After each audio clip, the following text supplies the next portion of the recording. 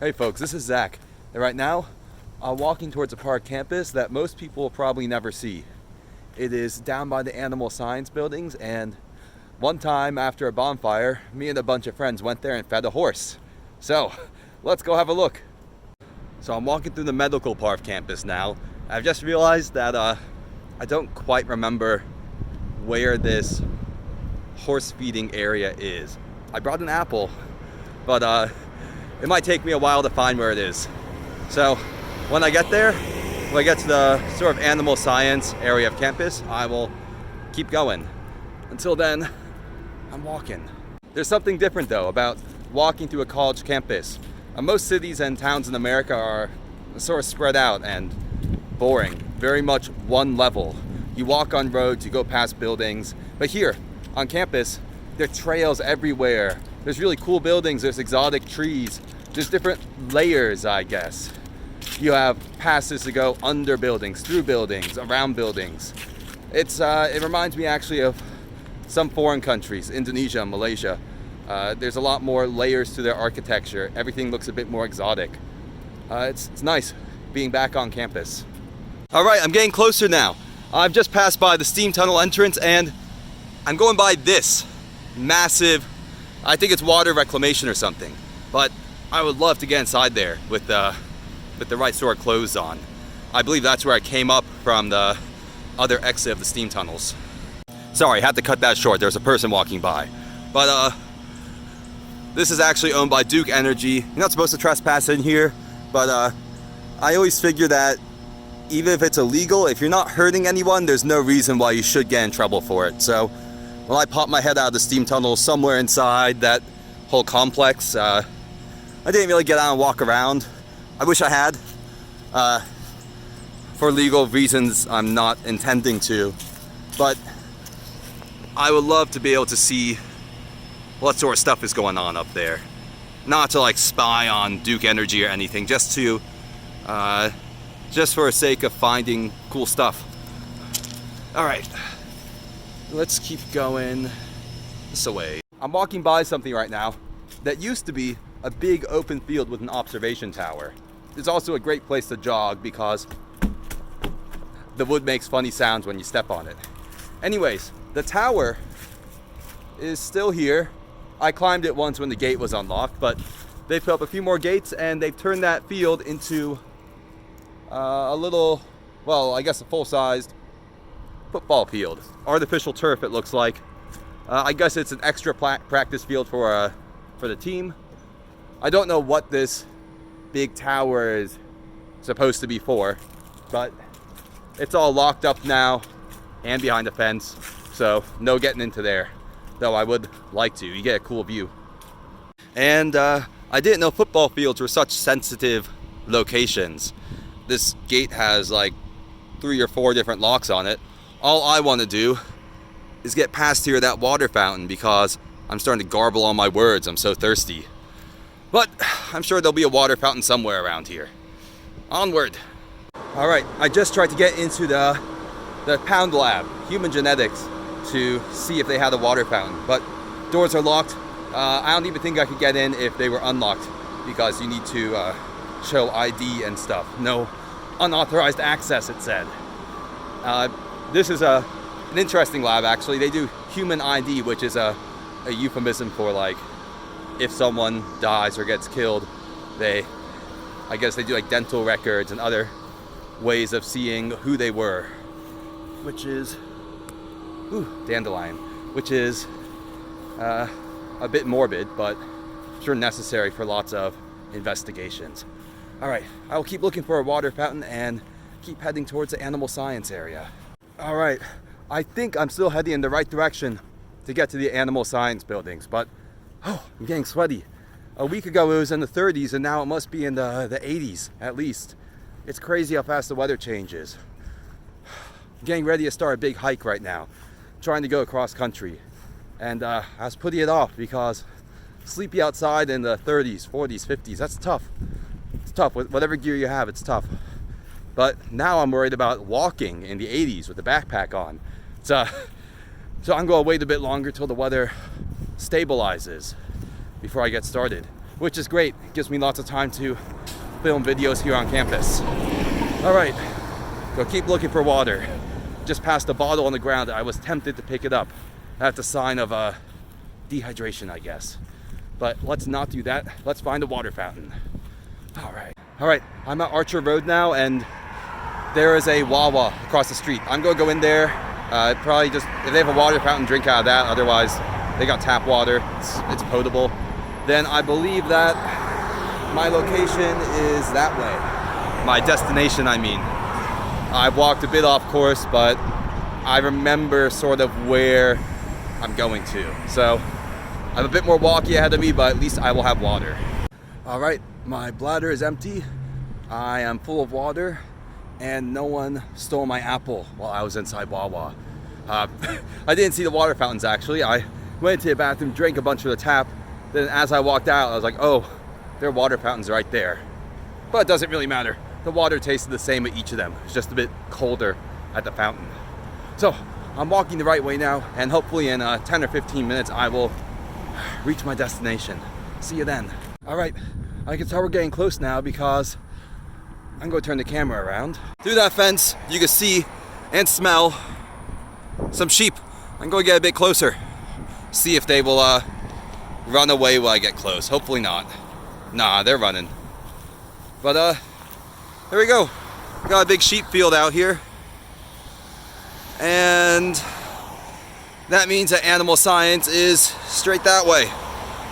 Okay, I'm approaching from another angle, and you can see it's not just sheep here. There's also, I'd like to say it's a donkey, but it could be a burro or some other animal. Hey there, buddy. So, if you don't know, donkeys and burros can be quite vicious towards anything that is a threat to their field. I'm going to feed this one part of my apple if he will let me, or she will let me. They often are used to guard herds of animals the same way sheepdogs are used to, because these things have a terrifying kick and a bite. And you can look up videos on YouTube. They will absolutely massacre coyotes and even like a wolf-sized animal that attacks a herd or a flock. Those are some hard hooves, and their bite is quite strong. So I'm going to hold my hand flat, and I'm actually going to, I've sort of stuck it in his nose. Let's see if he will or she will accept that little offering. Do they want it? Yeah, it looks like it.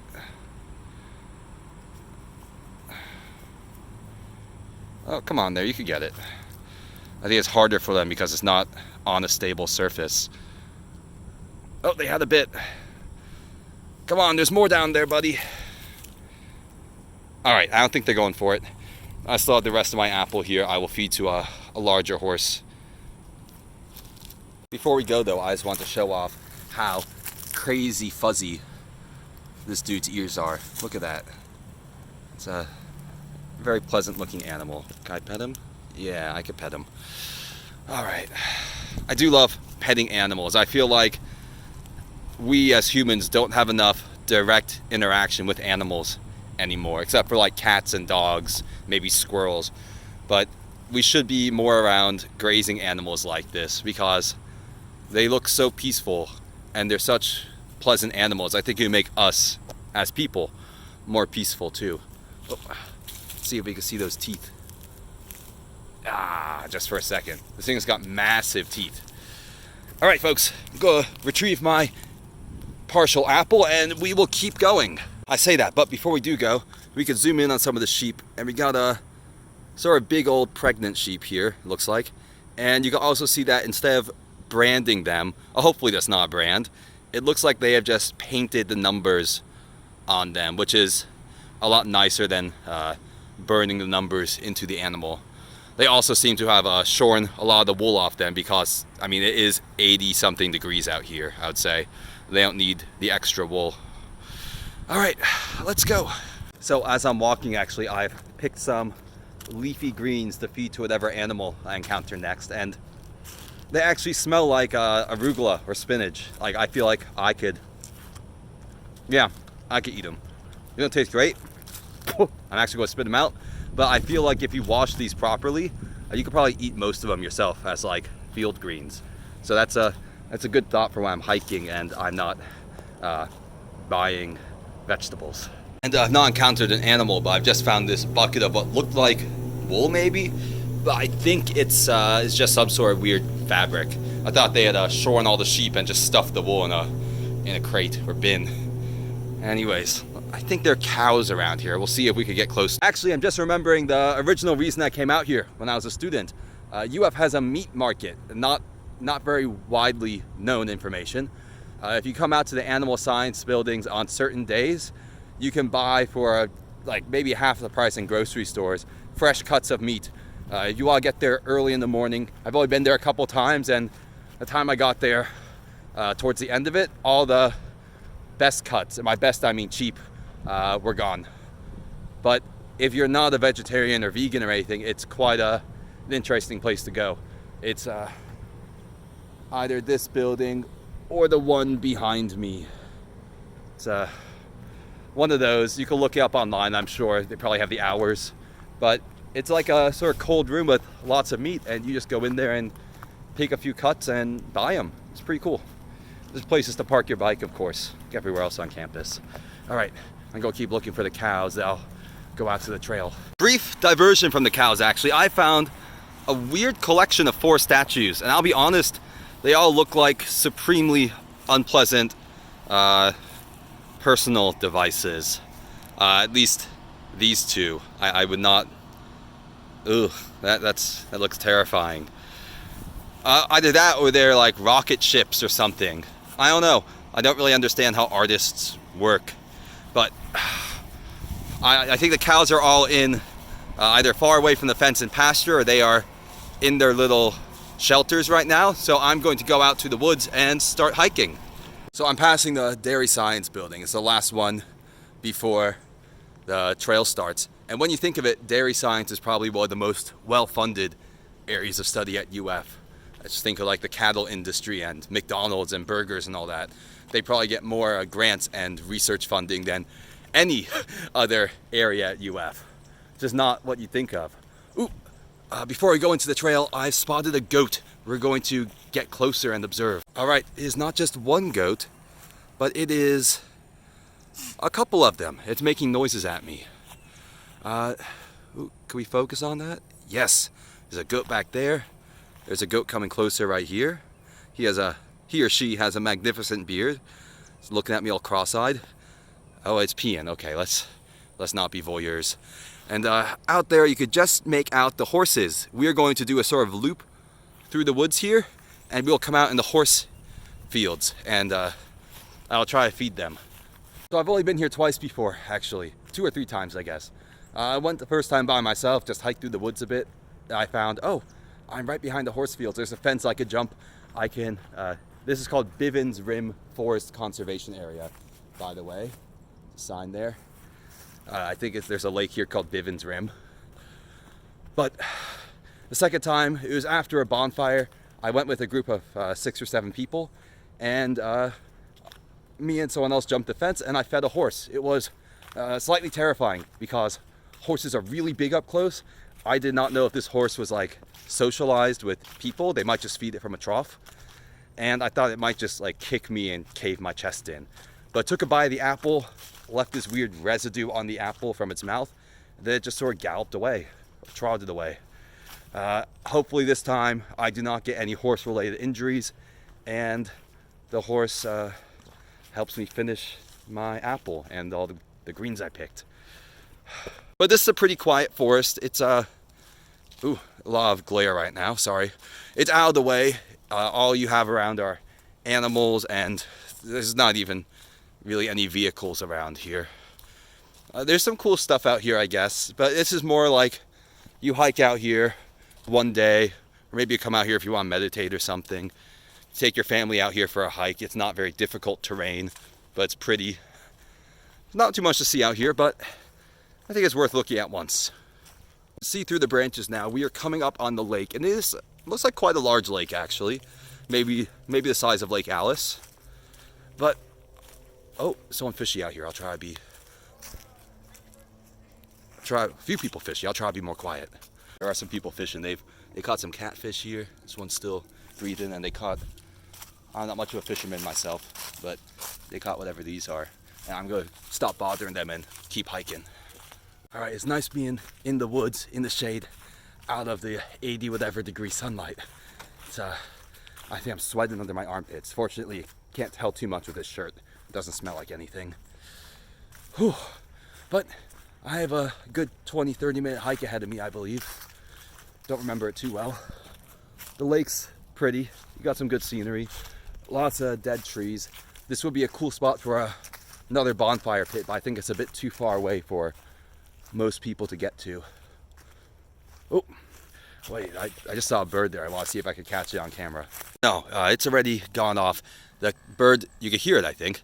It's an anhinga. They sort of dive underwater, and they have a beak that's like a spear. They stab a fish with it. And you'll see them with the fish on their beak, or their bill, whatever it's called.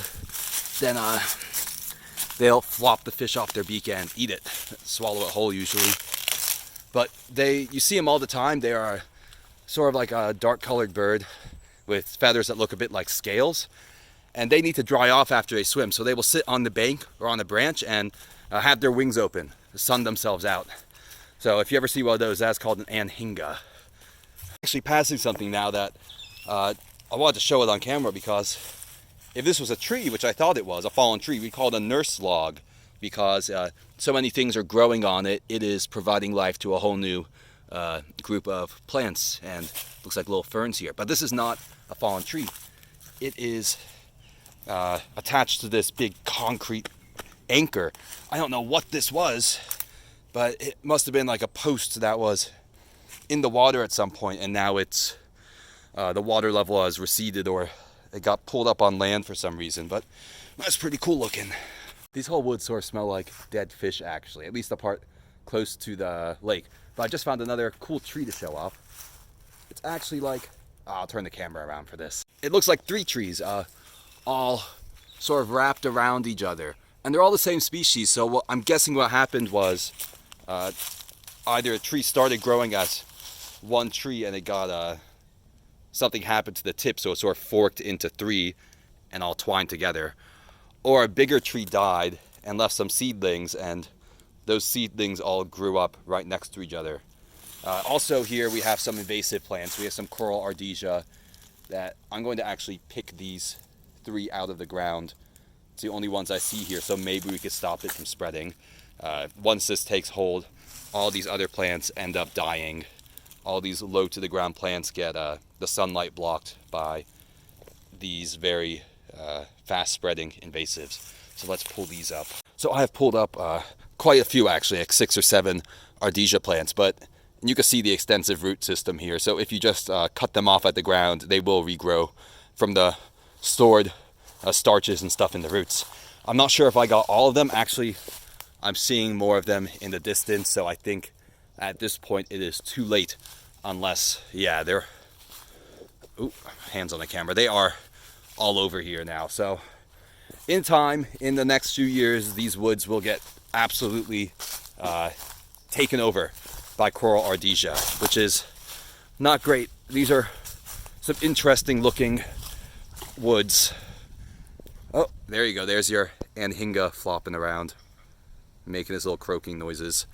But yep, like a lot of woods and forests at UF, invasive plants get in, and without normal fire management plans, it's hard to have normal ones when there's so many roads nearby and buildings. It's hard to manage for invasives. So fortunately, there's no sort of timber harvest going on here. There is some at UF's real forest called Austin Carey, which is quite a bit down the road from the university. They use fire. But here, oh, it's an interesting environment. There's some actual terrain here, like hills. There's lots of different species of trees. It'll be sad if it gets taken over by some invasive plant and loses a lot of its biodiversity. So I was saying earlier that I think people really need to be around animals. Like people who grow up in the city with no contact with wildlife, I think they could develop a lot of like issues like aggression and stuff, because animals are, well, not all of them, but a lot of animals we would be around are like peaceful, and they make us feel more peaceful. Right now I'm passing by these old fence posts, probably mark the old boundaries of, okay, not barbed, cattle fields and stuff. But yeah, I mean, people have cats and dogs now, and I think most cats and dogs are, even people will admit it, they are kept as therapy animals. Like, people pet them, they feel happy, they look at them and they seem like peaceful, and they make us feel more centered. But tripping over roots. But yeah, I think humanity and society would be better if, instead of having field trips to historical sites, more schools had field trip to farms where kids could just interact with cows and horses and pigs, chickens, all those animals that just make people feel more peaceful and meditative, I guess. All right, I think this may be our destination. I see flocks of birds going out in the fields now, but I also see this sort of gate I remember climbing over. So I'm going to see if the horses even approach me. I don't know if they will. I'm just hoping I don't get kicked by one, you know? That would be a sad way to end my YouTube experience, and probably a lot of other stuff. If you go to a hospital for anything in America, you get screwed. So I'm going to climb this fence here.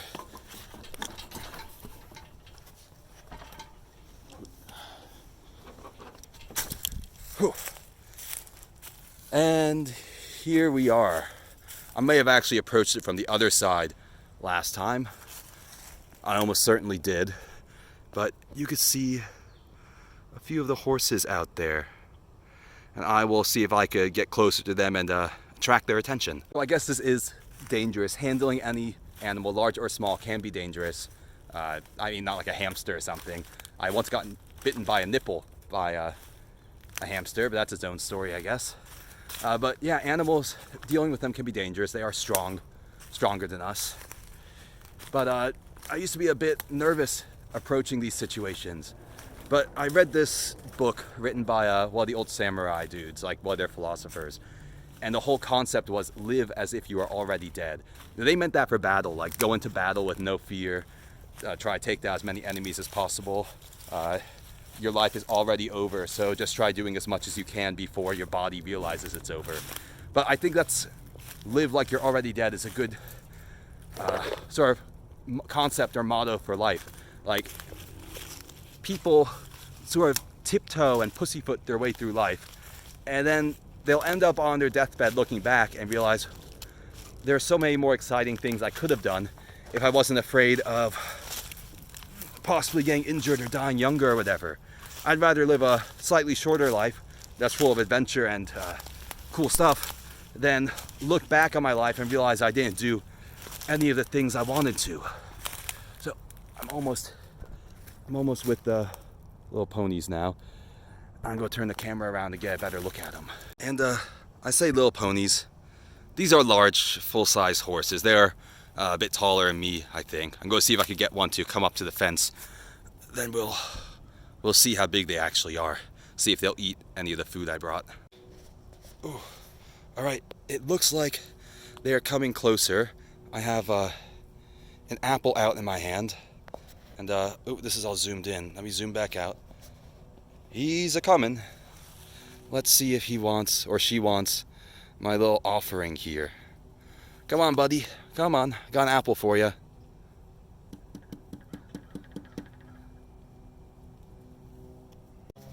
All right. He's coming closer. He's a pretty big horse. Oh, I've dropped my apple, but he or she... Oh, I'm in anthill. Ooh. Anthill. Those are all over my legs. Once again, I'm getting bitten by dozens of ants in a video. He's a big horse. He or she's a big horse. Can I pet him? Can I pet you, buddy? There you go. All right. I'm going to back off. Get the ants off my legs because they're biting the hell out of me. Oh, those are all red ants too.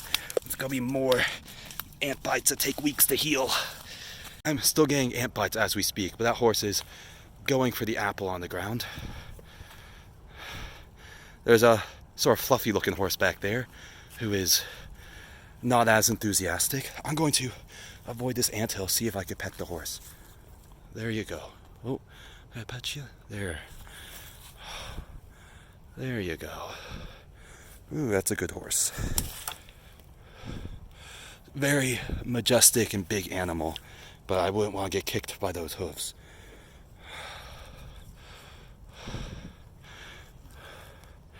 All right. I think that's a wrap. I'm gonna finish getting my shoes back tied on and get all the ants off them.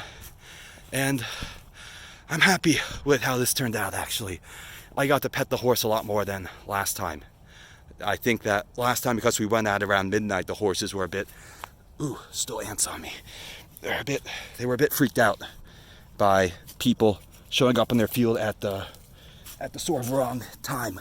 Ooh, a lot of ants will come out. I would hate to be oh, hey there, buddy. Hello. That's all the food I got, I'm afraid. Oh. Ooh. Here you go. All right. I'm gonna make my way back through this little double layer of fence and escape from the field. Meanwhile, my shoe's not even tied. There's still a lot of live ants on here. Go stop for a second and deal with all that. As I try to deal with the ants, this horse is actually following me along the little double layer of fence. Oh, that's a horse's butt. There's actually a layer of fence behind me, so if that horse decided to bite me, I'd have to like sprawl down on the ground to escape. We have another horsey here, and this one is a fuzzy horse. This one has a bit more of a matted looking mane. Hey there, buddy. How are you doing? Oh, they are really beautiful animals. Can I pet you? Yeah, there you go. Oh, yeah, they are beautiful animals. They're just grazing on the grass here, and this is quite a peaceful looking life for an animal. It would be nice to just live here and eat food during the day and not really have to worry about things, except for like pooping and eating. But I'm happier being a human and having the capacity for, oh, that's more ants biting me, the capacity for adventure, you know. I feel like out of all the animals that we interact with, I think probably indoor, outdoor cats have the best life. They have the sort of freedom and adventure and the incredible parkour abilities of a cat. But they can also come indoors for food and shelter. Crossing a little pine tree here. Ooh. This cone's right all over me. Ow. I'm probably going to end the video soon just so I can focus on not getting my eye poked out by a stick. And so I can get the rest of those ants off my shoes. These shoes are sort of fuzzy. The ants hide themselves in there. All right, folks. If this is the end of the video, peace. See you later, and stay safe. All right. I've gotten almost all the ants off my shoes. They're done biting, I guess. I'm going to get back over this fence and start walking back towards campus. It gets dark really early. Ooh. Try to avoid the barbed wire. It gets dark really early this time of year, so I would like to be out of the woods. Oh, that came right. His little nails came off. There, it's back on. Whew, that would have been bad. My crotch was over it when it broke. Anyway, let's get back to the trail, get back to campus. I might try filming one more video before I go home. All right, folks, for real this time. See you later.